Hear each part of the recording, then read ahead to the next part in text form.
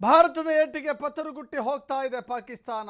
ಭಾರತ ಪಾಕಿಸ್ತಾನದ ಗಡಿಯಲ್ಲಿ ಸಮರಕ್ಕೆ ಸನ್ನದ್ಧವಾದಂಥ ಕಾರಣಕ್ಕಾಗಿ ನಾಳೆ ವಿಶೇಷ ಅಧಿವೇಶನ ನಡೆಯುತ್ತೆ.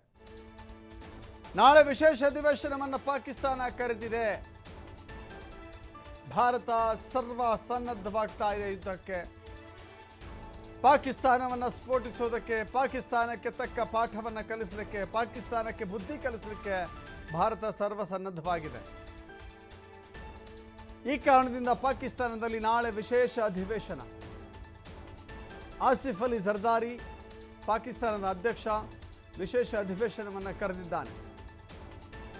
ನಾಳೆ ಸಂಜೆ 5 ಗಂಟೆಗೆ ಪಾಕ್ ವಿಶೇಷ ಅಧಿವೇಶನ ನಡೆಯುತ್ತೆ. ಈ ವಿಶೇಷ ಅಧಿವೇಶನದಲ್ಲಿ ಯುದ್ಧದ ಬಗ್ಗೆ ಚರ್ಚೆ ಆಗುವ ಸಾಧ್ಯತೆ ಇದೆ.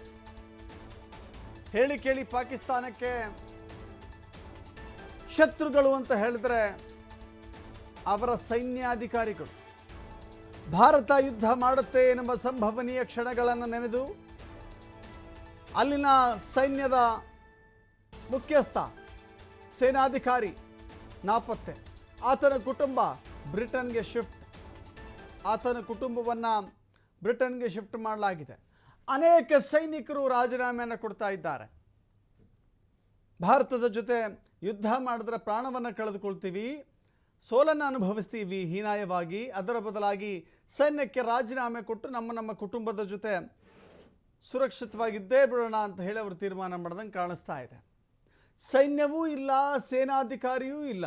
ಆದರೂ ಕೂಡ ಯುದ್ಧದ ವಿಚಾರದಲ್ಲಿ ಮೊಂಡುತನವನ್ನು, ಒಣ ಪ್ರತಿಷ್ಠೆಯನ್ನು ತೋರಿಸ್ತಾ ಇರುವಂಥ ಪಾಕಿಸ್ತಾನ ಎಷ್ಟರ ಮಟ್ಟಿಗೆ ಹೆದರಿಕೊಂಡಿದೆ, ಪತರಗುಟ್ಟಿದೆ ಅಂತ ಹೇಳಿದ್ರೆ ಕ್ಷಣ ಕ್ಷಣಕ್ಕೂ ಕೂಡ ಯುದ್ಧದ ಭಯದಲ್ಲಿ ಕಾಲ ಕಳೀತಾ ಇದೆ.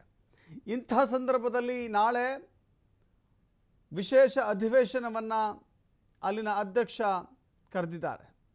ಈ ಅಧಿವೇಶನದಲ್ಲಿ ಭಾರತ ದಾಳಿ ಮಾಡಿದ್ರೆ ಪ್ರತಿದಾಳಿ, ಸೈನ್ಯರ ಕೊರತೆ, ಶಸ್ತ್ರಾಸ್ತ್ರದ ಕೊರತೆ, ಅನೇಕ ವಿಚಾರಗಳು ಪಾಕಿಸ್ತಾನವನ್ನು ಕಾಡ್ತಾ ಇದ್ದಾವಲ್ಲ. ಮುಂದಿನ ಏನು ಮಾಡಬೇಕು ಅಂತ ಹೇಳಿ, ಮುಂದಿನ ಕ್ರಮ ಹೆಂಗಿರಬೇಕು ಅಂತ ಹೇಳಿ ಒಂದು ನಿರ್ಧಾರಕ್ಕೆ ಬರುವಂಥ ಸಾಧ್ಯತೆಗಳಿದ್ದಾವೆ.